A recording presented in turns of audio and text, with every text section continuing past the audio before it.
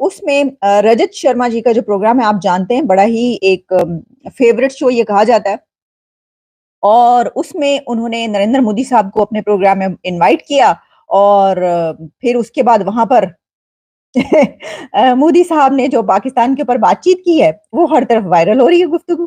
तो जनाब मैं आपको इससे पहले कि ये बातचीत सुनवाऊँ कि ये क्या बातचीत हुई है, उसमें एक सवाल किया रजत शर्मा ने नरेंद्र मोदी साहब से। उन्होंने कहा कि अब ये कहा जाता है कि आपको पाकिस्तान से डर के रहना चाहिए। पाकिस्तान से डरना चाहिए इंडिया को क्योंकि पाकिस्तान न्यूक्लियर बॉम्ब रखता है। पाकिस्तान न्यूक्लियर पावर है तो इसलिए इंडिया को डरना चाहिए। तो इसके ऊपर मोदी साहब ने जवाब दिया कि हाँ, मैं तो खुद विदाउट वीज़ा लाहौर गया था और उनकी ये पावर देख कर आया हूँ। अच्छा, फिर उनसे उन्होंने ये कहा कि देखिए जब ये चंद्रयान की सिलसिला हुआ तो जब हमने अपना मिशन भेजा तो पाकिस्तान में लोग ये कहने लग पड़े कि हम हमारा तो जो मुल्क है वही चाँद है।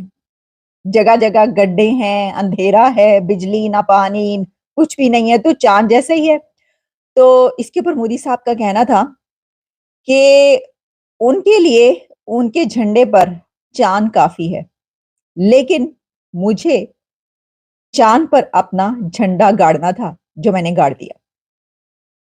तो मैंने आपसे फिर सही बोला ना कि मोदी साहब को बड़े ज़बरदस्त तरीके से अच्छे से ट्रोल करना आता है। मैं आपको ये सुनवाई देती हूँ और इसके ऊपर बड़ी इंटरेस्टिंग बातचीत चल रही है। ज़ाहिर है कि जब इस तरह की कोई वीडियोज़ आती हैं तो फिर उसके ऊपर सिलसिला शुरू हो जाता है, डिबेट शुरू हो जाती है। ये जनाब ज़रा आप सुनिएगा कि मोदी साहब ने क्या कुछ कहा है। हम क्योंकि पाकिस्तान की चर्चा कर रहे थे, वहां के लोग के इंटरेस्टिंग वीडियोस मैंने देखे। जब चंद्रयान उतरा चंद्रमा पर तो उन्होंने कहा कि हम तो ऑलरेडी चंद्रमा पर हैं, गड्ढे हैं, अंधेरा है, बिजली नहीं है, पानी नहीं है। ऐसा है, उनके लिए झंडे पर चांद है तो बहुत कुछ है। मेरे लिए चांद पे झंडा हो वो सब कुछ है। मेरी वहां से खबर आए कि भाई हमारा ये मारा, हमारा वो मारा, हमारा ठिकाना मारा। अब वो रोते रहे वो तो मैं समझ सकता हूँ, यहां वाले क्यों रोते मैं समझ नहीं रहा। अब एक नई सलाह आपको दी गई है कि भाई पाकिस्तान से जरा डर के रहो, उसके पास न्यूक्लियर बम है।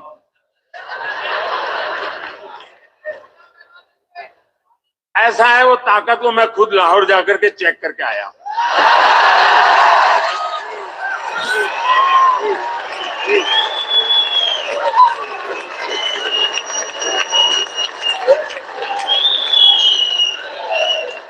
और बिना कोई सिक्योरिटी चेक में सीधा चला गया और वहां पर एक रिपोर्टर रिपोर्ट कर रहा था, अल्लाह तौबा, हाय अल्लाह तौबा, ये बिना वीजा कैसे आ गए। ये चर्चा थी टीवी पे, ये बिना वीजा कैसे आ गए। अरे वो तो मेरा ही देश था यार किसी जमाने में।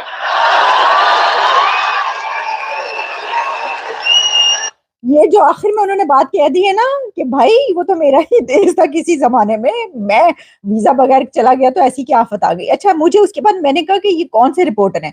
तो दिलचस्प बात यह है कि मोदी साहब ने जो ये बात कही कि उस वक्त जब वो लाहौर इस तरह पहुंचे तो वहां पे एक रिपोर्टर चिल्ला चिल्ला के टीवी पे ये बता रहा था कि देखो बगैर वीजे के ये लोग आ गए हैं। तो उन्होंने कहा कि ये तो मेरा अपना ही देश था। मतलब नरेंद्र मोदी साहब कह रहे हैं पाकिस्तान में बगैर वीजे के चला गया तो क्या हुआ, मेरा ही तो देश था किसी टाइम पर। अच्छा, अब मैं आपको बताती हूँ वो जो रिपोर्टर हैं, वो जो उनकी भी फिर वीडियोस वायरल होना शुरू हो गई जिन्होंने ये हंगामा किया था। तो आपको पता है, लो भारतीय वजीर आजम पाकिस्तान गया होगा तो रिपोर्टर्स ने तो चीख चीख के गला अपना खराब कर दी था। जरा सुनिएगा वो ये क्या कह रहे हैं। नाज़रीन, यहाँ पर हम आपको बताएंगे कि कमिश्नर लाहौर अब्दुल्ला खान सुंबुल की जानिब से असम्बली हो और अपनी उसकी जम्मू तक में जो आजाद और पाकिस्तान की तारीख में तो एयरपोर्ट पर रोक सुंबुल की जानिब से कैसर खोकर हमारे साथ मौजूद होंगे। कैसर खोकर अपडेट कीजिएगा। को एयरपोर्ट पर रोक लिया गया। मैं यहाँ ये बताता चलूं कि ये पाकिस्तान की तारीख में, शायद दुनिया की तारीख में पहली दफा हो रहा है कि किसी भी मुल्क में जो आजाद और खुद मुख्तार मुल्क हो और उसका अपना एक आइन और उसकी अपनी एक असम्बली हो और अपनी उसकी जमहूरियत हो, कि बगैर वीजे के 120 लोग जो है वो लाहौर में लैंड किया है। तोबा तोबा देखा गया है और तोबा तोबा देखा गया है कि 120 रुकनी वफद जो है बगैर किसी वीजे के एक आजाद और खुद मुख्तार मुल्क जिसका अपना आइन है, जिसकी अपना पार्लियामेंट है, तोबा तोबा वो उस इलाके में उसने लैंड किया है और इस वक्त कोई कानून नहीं देख रहा, कोई ज़ाब्ता नहीं है, कोई कुछ नहीं है और लाहौर शहर की सड़कों पर वो दंदाते फिर रहे हैं और 120 रुकनी वफद को पूरी दुनिया का मीडिया देख रहा है, पाकिस्तान की अदालतें देख रही हैं। जब वो तौबा तौबा कहते हैं ना तो वो तौबा तौबा करके हाथ लगाते हैं कानों को तो माइक पीछे चला जाता है, इसलिए उनकी आवाज। रिपोर्टर ने किया तौबा तौबा 3 मरतबा कानों को हाथ लगाए हैं कि मोदी साहब और उनका डेलीगेशन लाहौर की सड़कों पर दनदनाते फिर रहे हैं 120 लोग विदाउट वीजा। ये किसी का पार्लियामेंट हो और कोई सॉवरेन कंट्री हो वहां पर ये पहली मर्तबा हो रहा है। ये रिपोर्टर की तो चीखें निकल गई।